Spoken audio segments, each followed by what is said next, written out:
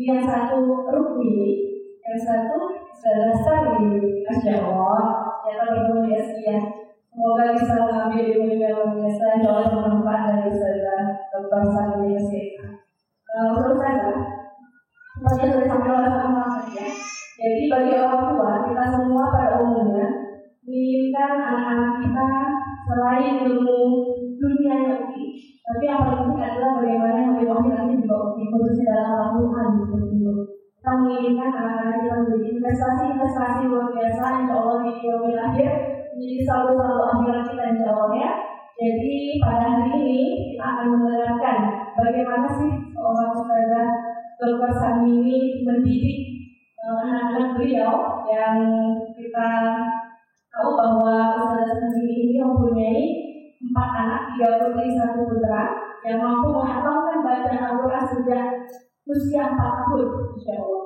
Bahkan 2 hingga 3 tahun setelahnya mereka mampu menghafalkannya. Saudah usia pertamanya jadi hafizah umur 7 tahun. Atikah dan Nusaibah usia kedua dan ketiganya selesai 30 juz usia 8 tahun. Lalu putra bungsunya Abdullah menyusul bahkan jauh lebih cepat. Dia hafal Al-Quran 30 juz umur 9 tahun 3 bulan.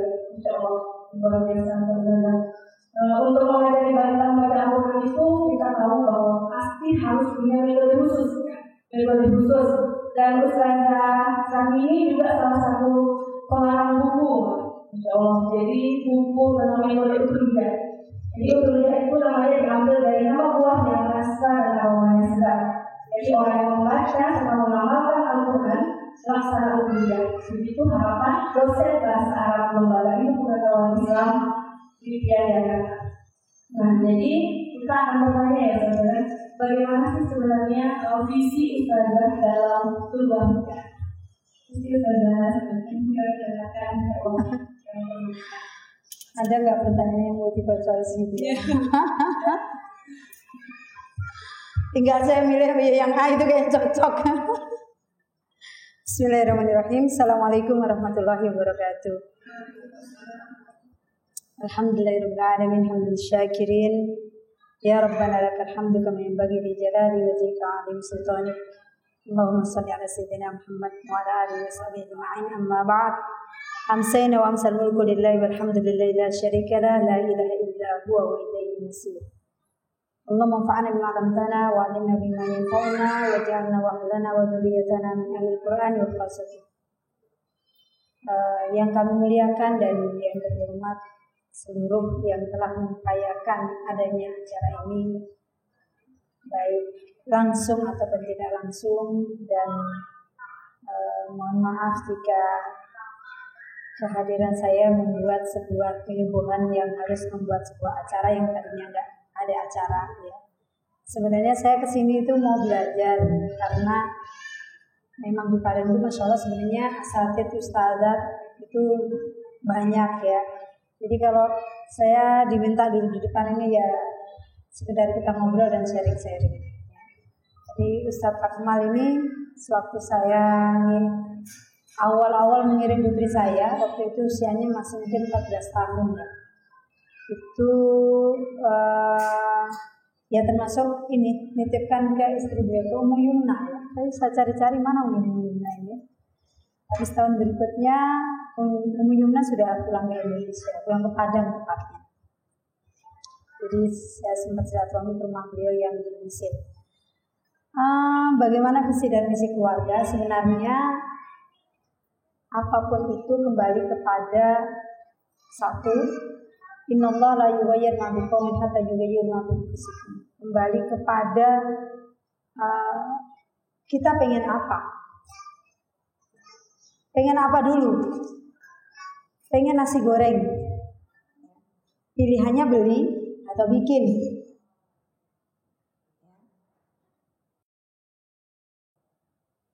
Belinya online atau offline, ya kan? Tapi kalau cuma pengen nasi goreng, kepengen doang, nasi gorengnya nggak pernah ada dan nggak pernah datang. Jadi berawal dari sebuah keinginan yang kemudian keinginan itu tidak akan terrealisasi kalau tidak diwujudkan. Jadi kembali titik inginnya itu harus ada dulu, kepengen apa? Itu yang dari sebuah visi misi. Jadi kepengen apa sih gitu? Oh ini. Nah, adapun saya dengan anak-anak saya, memang dari awal itu saya hanya melihat ya. Kebetulan saya latar belakangnya kan pesantren. Zaman di saat belum ada IT, kami ini sudah masuk sampai dengan sore hari. Jadi sebenarnya bukan di daerah kami itu masuk sampai sore hari itu bukan hal yang baru. Masuk sampai sore hari. Kemudian kami ini diajarkan kalau sore itu ada kakak kelas yang mengajarkan. Ya mudah-mudahan pondok modern itu kan seperti itu ya, modern sekolah. Jadi kami masuk sampai dengan sore hari. Ujian juga ada lisan, ada tertulis. Kemudian kami libur hari Jumat ya, nggak ada hal yang baru. Nah, bergelumnya kami dengan kitab-kitab klasik, kemudian berikutnya dengan pemahaman yang semakin bagus, punya idealisme untuk ya sudah kami masuk aja di mana di Dirasat Islamiyah ya di Jakarta di Al-Hikmah itu, yang waktu itu kampusnya saya rasa yayasannya aja yang resmi, tapi kalau kampusnya entah terdaftar entah enggak gitu ya. Kampus yang khusus perempuan, kemudian kampusnya itu sistemnya paket persiapan dan selanjutnya. Intinya saya untuk lulus S1 itu perlu 5,5 tahun. Di saat teman-teman saya semuanya sudah kuliah hampir selesai dan sebagainya. Sudah selesai, sudah bekerja di beberapa perusahaan. Saya waktu itu sekolahnya juga SMA-nya harus 4 tahun ya. Karena dari SMP masuk pesantren harus matrikulasi 1 tahun dan sebagainya. Tapi Masya Allah, di situ itu kemudian saya merasa bahwa kita perlu membuat generasi seperti generasi para salafun soleh. Intinya begitu. Karena saya lihat kejayaan Islam itu adalah berarti rafahiyatul ummah. Umatnya akan sejahtera. Keadilan akan merata di belahan bumi ini. Ya, dan itu diperlukan adalah tatanan masyarakat yang sesuai dengan Islam. Pemimpin-pemimpin yang kemudian dia adil dan amanah dan seterusnya. Maka yang ada adalah bahwa kita harus mengadakan generasi yang seperti itu, generasi yang seperti salafun soleh. Jika kita ingin generasi yang salafun soleh sebagai sumbangsih kita terhadap dunia ini, karena ibaratnya gini, kamu ingin nambah amanah, ingin diamanahin anak itu, kamu ingin apa sih gitu? Apakah hanya sekedar menambah populasi? Atau ingin apa? Nah, karena ingin menjadi generasi seperti salafun soleh agar Islam kembali jaya, agar peradaban Islam itu adalah kembali mencapai masa emasnya. Maka ya saya tidak rumit-rumit gitu loh. Bahwa generasi salafun soleh itu satu, basicnya adalah Quran selesai. Maka dari situ kami mencoba menata.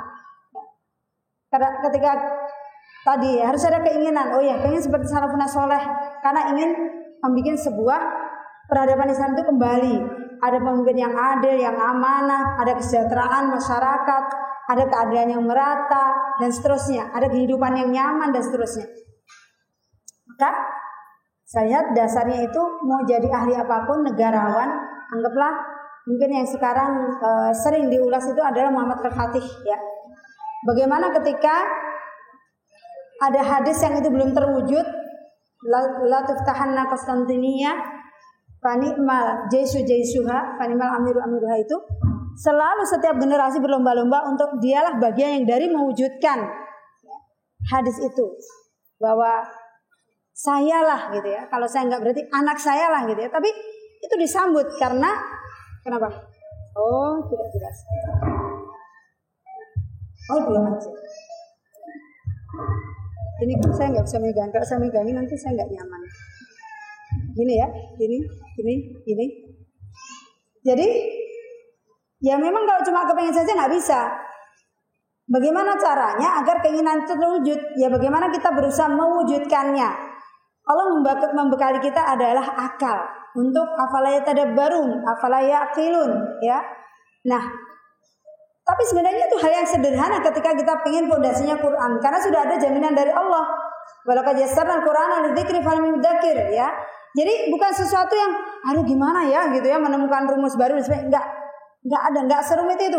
Nggak serumit orang yang harus belajar di ahli nuklir, menemukan program yang baru, orang ahli geologi pertambangan atau IT programmer, enggak. Sangat mudah karena apa? Kita saat itu tidak menemukan, ya. Tapi kan sudah ada jaminan dari Allah bahwa sudah kami mudahkan. Nah, kita hanya berpikir. Tapi kita tidak berpikir sendirian. Kenapa kita tidak berpikir sendirian? Karena kita punya Allah.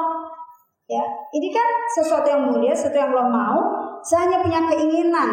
Gimana caranya agar ini terwujud, dikembalikan lagi kepada Allah. Nah, saya hanya kemudian membreakdown. Apakah harus, ya? Apakah harus itu pasangan berkeinginan atau bisa salah satu? Bisa salah satu. Kita punya keinginan mengandalkan itu nggak akan terwujud. Kalaupun terwujud lama karena menunggu approve. Kalau urusan kita dengan Allah itu yang penting bagaimana kita dengan Allah. Karena kalau kita lihat di buku-buku turas itu, di biografi para ulama itu banyak sekali, tidak satu dua yang ulama itu dia dengan ibunya saja. Maka nggak heran kalau di samping lelaki yang agung itu ada wanita yang hebat, entah ibunya entah istrinya. Itu memang nggak aneh. Kenapa? Imam Syafi'i itu dihantar oleh ibunya kemana-mana. Imam Bukhari pun demikian. Gurunya Imam Malik, Rabi'atul Ra'i juga begitu kan. Dia ada bapak ibunya, tapi dia dibesarkan oleh ibunya dari hamil sampai menjadi ulama di Masjid Nabawi. Kenapa? Karena bapaknya sedang pergi berjihad. Berapa lamanya? Dari hamil sampai anaknya sudah menjadi ulama. Nggak cuma 10 tahun, nggak cuma 15 tahun. Ya. Jadi saya ingin bahwa kita semua silahkan yang hari ini punya sebuah keinginan dan cita-cita. Yang ibu tidak usah terlalu banyak mengharap pada suami, yang suami juga nggak usah terlalu banyak mengharap pada istri. Yang terlalu banyak harus diharap itu hanya Allah. Ya. Karena kalau kita menunggu approval satu dengan yang lainnya, yang jadi korban anak pasti delay. Ya. Bagaimana ibundanya Rabi'atul Ra'i ketika suaminya pergi berjihad dan meninggalkan uang, ya dia bagaimana amanah dengan uangnya dan mentarbiah anaknya sebaik-baiknya. Maka dia tidak pernah menyesali ditinggal pergi berjihad sehingga anaknya sampai jadi baru pulang. Di zaman tidak ada WhatsApp, ya, tidak ada WhatsApp, tidak ada medsos, ya, tidak ada pesawat sehingga bisa hari ini ditelepon, hari ini pulang. Membesarkan single parent ada yang LDR, ada yang memang sebulan dan sebagainya, tapi semua anak-anaknya jadi. Karena apa? Karena kita punya Allah. Allah itu lebih dari segala-galanya. Bonus kalau kemudian pasangan itu membantu, baik itu membantu dengan doa, membantu dengan teknis, membantu dengan support system, ya, agar kita ketika punya tujuan yang mulia itu tidak ada ketergantungan kepada yang namanya makhluk dan fasilitas, ya. Sehingga tidak ada lagi kita tuh noleh ke kanan, ke kiri, ke belakang, nggak ada yang mendorong, nggak ada begini dan sebagainya. Karena apa? Satu, ketika kita sudah punya azam, punya keinginan, yang Allah lihat itu apakah Allah itu kan yahdi may yasha. Kalau orang itu juga yasha, orang itu berusaha. Apa sih usaha yang dilakukan ini? Ya. Taufik yang Allah berikan itu, yang berupa busyra di dunia, kesuksesan-kesuksesan di mata orang-orang yang dianggap sebagai kesuksesan itu taufik Allah semata. Usahanya itu belum tentu menentukan keberhasilan dan tanda petik itu bahwa gini, kalau kita berjalan ke utara, yang dimana kesuksesan itu ada di utara pasti nyampe. Belum tentu, kadang-kadang orang itu ada belok kanan karena dia nggak tahu arah, tapi nyampe juga dan bisa cepat karena Allah yang buat cepat. Ternyata memang dia pertamanya keliru ke barat, tapi kemudian Allah tunjukkan jalan cepatnya ketika Allah itu melihat kesungguhan dari sebuah niat dan azam tadi. Jadi begitu saya mengazamkan bahwa saya ingin anak-anak saya itu seperti para generasi salafus saleh di mana dasar itu Al-Quran dan Al-Quran itu selesai. Oke, sampai di situ. Kemudian saya breakdown menjadi selesai ini gimana ya saya ngukurnya selesai. Karena apa? Kita ini berpacu dengan waktu. Berpacu dengan waktu, baik itu berpacu dengan saya tidak tahu sampai kapan membersami anak-anak saya. Di titik mana saja ketika saya menghadap Allah saya sudah maksimal. Sudah maksimal bahwa hal yang menjadi kewajiban utama saya sudah saya selesaikan.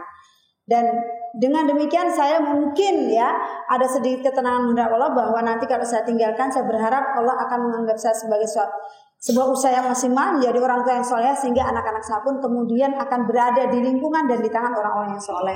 Sehingga saya berhak untuk optimis ya, mendapatkan garansi bahwa ketika orang tuanya soleh, nanti anaknya pun akan mendapat keberkahan kesolehannya itu. Walaupun apakah saya solehnya itu masih OTW dan saya mungkin di titik 0 atau di titik pra 0 begitu ya. Nah, karena bekerja atau bekerja dengan waktu ya, kejar tayang dengan waktu itu, kemudian saya mesti jelas agar saya bisa memutabaah ya. Saya tidak terlalu suka untuk mengalir bagaikan air gitu. Itu bukan filosofi hidup saya, karena menurut saya mengalir bagaikan air itu gimana ya? Air itu selalu mengalir ke tempat yang mudah. Salah satu sisinya ya. Nah, jadi ya udah saya tetapkan. Saya buat sebuah ketetapan. Saya memilih bahwa anak-anak saya khatam baca Al-Quran itu di usia maksimal 5 tahun. Jadi bukan 5 tahun, 5 tahun, 2 tidak. 5 tahun saja. Saya berusaha meminta kepada Allah bagaimana mewujudkannya. Hari di mana saya belum tahu, bertanya pada siapa contohnya.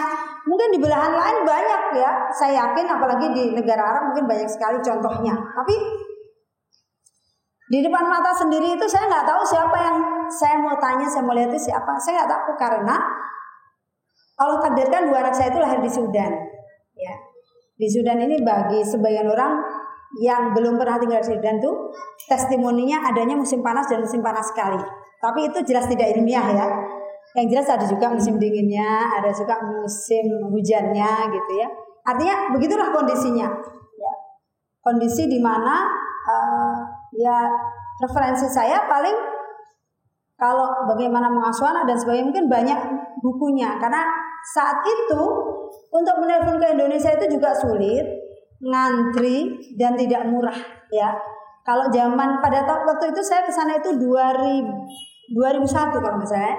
Saat itu kalau pergi ke internet itu ngantri, dan sekali ke internet itu minimal 1 jam. Biarpun makanya cuma 10 menit, ya nanti dianggapnya 1 jam. Ya, masih seperti itu. Tapi yang saya modalnya ada bismillah, minta tolong sama Allah, apa yang ada di benak saya itulah saya eksekusi. Dengan trial dan error, kadang saya sudah buatkan bahan, kertas-kertasnya dan sebagainya, nggak cocok, anak saya nggak mau dan sebagainya. Ya begitulah kira-kira di awal-awal itu. Saya memulai dengan anak yang pertama, kemudian yang kedua, dan selanjutnya dengan berbagai segala halangan khas masing-masing anak. Dan saya sendiri bagaimana cara Allah menyampaikan itu sudah saya pasrahkan. Yang penting saya usaha ya. Tapi saya memintanya definitif. Saya memang minta anak-anak itu bisa baca Quran dan khatam di usia 5 tahun itu maksimal. Allah berikan anak saya tadi, anak pertama itu 4 tahun 11 bulan, anak kedua 4 tahun 9 bulan. Pokoknya 5 tahun anak pertama itu 1,5 kali khatam. Kalau anak kedua 4 tahun 11 bulan itu 3 kali khatam. Anak ketiga 4 tahun 2 bulan 3 kali khatam. Kalau anak keempat saya lupa, 5 tahun itu apa juga 3 kali khatam kalau nggak salah ya. Nah, tapi yakin karena kita itu adalah meminta Quran dan Quran itu mukjizat, maka hal-hal yang lain yang tidak terfikirkan oleh saya yakin aja bahwa ketika Rasulullah SAW itu menyampaikan, didik anakmu dengan 3 hal: cinta nabinya, cinta keluarga nabinya, cinta membaca Al-Quran. Bagaimana kita mencintakan anak membaca Al-Quran? Cinta membaca Al-Quran. Kalau membacanya aja nggak bisa. Baik membaca itu bin nadhar maupun bil ghaib. Baik membaca itu adalah hafal, ya, atau membaca itu memang bisa membaca dengan matanya. Dalam rangka mencintakan anak itulah kemudian saya harus membuat anak saya bisa baca. Nah, justru metode Utrujah itu bukan sebuah teori yang saya bangun, saya terapkan, tidak. Tapi hasil bagaimana saya membersamai anak-anak dengan segala trial dan errornya itulah kemudian saya bukukan. Jadi materi ini pernah saya presentasikan di sebuah forum ilmiah internasional begitu, yang beberapa orang itu gini, di mana-mana dari teori ke praktek. Ya. Kalau kami tidak, dari praktek kemudian kami jadikan sebuah pedoman pegangan. Dan alhamdulillah hampir di seluruh Indonesia dengan menerapkan step-step yang sama, kurang lebihnya seperti itu. Banyak anak-anak balita itu baik diajar sendiri maupun dititipkan di lembaga yang menggunakan metode itu. Alhamdulillah di usia 5 tahun banyak sekali yang khatam, bahkan lebih dari 1. Jadi sudah bisa seperti anak-anak saya dan bahkan lebih baik. Nah, justru dengan begitu kemudian janji Allah ya, karena Allah Maha tahu kalau manusia itu berusaha terus menerus, tidak diberi sedikit busyra gitu, pasti juga akan mudah patah hati. Ya. Jadi Allah berikan gimana anak saya yang pertama, gimana anak saya yang kedua, ya. Jadi ketika itu kita pasrahkan kepada Allah, visi misi itu sebenarnya Allah yang mewujudkan. Sesederhana itu, kemudian waktu itu saya hanya berpikir balitanya khatam Quran, nanti SD-nya dia menghafal, ya. Nanti SMP-nya dia belajar bahasa Arab. Belajar bahasa Arab bukan kenapa-napa, karena untuk bagaimana dia memahami Qurannya. Nanti SMA dia belajar tafsirnya, nanti kuliah dia tinggal memilih profesi apa yang dia inginkan, ya. Jadi udah gitu saja gitu, nggak yang detailnya. Tapi yang terjadi adalah justru seperti saya itu ditarik oleh Allah, seperti saya itu dipaksa oleh kondisi yang seharusnya saya berjalan dengan cepat. Misalnya saya kan awalnya gitu aja gitu, tapi ternyata Allah berikan itu, lah yang ini harusnya SD, 7 tahun 8 bulan sudah khatam. Ini apa lagi yang harus saya lakukan, ini kurikulumnya apa lagi gitu ya. Jadi kayak sebenarnya saya nggak siap gitu, tapi ya mau nggak mau harus berpikir gitu ya. Ya anda Allah kasih kita itu punya akal, jadi berpikir gitu. Cuma karena pengalaman dengan pengalaman dengan anak-anak, tentu kita itu sebenarnya tidak bisa linear dalam hidup ini ya. Misalnya gini, anak saya selesai dulu khatam Quran, baru nangani anak kedua, nggak bisa. Karena masalahnya jaraknya itu kan, jaraknya ada yang 3 tahun, ada yang 1 tahun 5 bulan, ada yang begini. Itu kan kecilnya kurang lebih aja kan. Bahkan anak saya kedua ketiga itu kan dia biasa dikatain orang tuh anak kembar gitu ya. Nah, tidak boleh anak yang pertama berhasil, anak kedua tidak. Alasannya karena ada adiknya lagi gitu ya. Itu kan pasti anak yang dilahirkan itu kan nyesek banget kan. Aduh, apa salahnya saya lahir nomor 2, mendingan aku nomor 1 dong, kan kayak gitu ya. Saya harus ada dalam mendidik anak-anak. Di saat itu posisi saya juga sedang S2. Oh enggak, saya sedang S3. Jadi S3 saya itu dari hamil anak pertama sampai punya anak 3. Apapun kondisi saya, dan saya sebagai dosen juga, apapun kondisi saya, tidak ada yang boleh membuat pendidikan anak-anak saya delay. Karena anak-anak saya tidak memilih untuk punya ibu seorang mahasiswi dan seorang dosen. Kalau dia boleh memilih, pasti dia seorang ibu yang hanya ngurusin anak yang begini dan begitu gitu ya. Saya juga nggak mau disalahkan, kenapa Umi begini gitu ya. Jadi saya harus pastikan semuanya sama ya, dengan segala kekurangan dan kelebihan yang saya miliki. Dan alhamdulillah sebenarnya deg-degan ya, oh anak pertama bisa nih, anak kedua bisa nggak ya gitu. Jadi udah dipasrahkan pada Allah, alhamdulillah bisa. Anak ketiga juga ya udahlah gitu ya. Karena apa? Banyak orang juga yang biasalah anak pertama mah pasti ketanganan. Namanya pertama itu kan full perhatian, bla bla bla dan sebagainya gitu ya. Ya saya juga nggak bisa membantah ya omongan orang, kecuali saya bisa membuktikan. Jadi ya saya diam-diam, pokoknya serahkan pada Allah. Alhamdulillah. Karena anak pertama orang image-nya ketika lihat anak saya, anak ibu mah nurut, coba anak saya gitu ya. Dalam hati ya gimana bu, mau tukeran anak apa gimana gitu. Tapi alhamdulillah Allah mudahkan. Begitu Allah kasih anak kedua berhasil ya saya syukuri. Kemudian anak ketiga dan keempat dan seterusnya. Nah tadi ya ternyata oh ini sudah apa namanya, Qurannya udah selesai khatam hafalnya. Terus ngapain dia ya?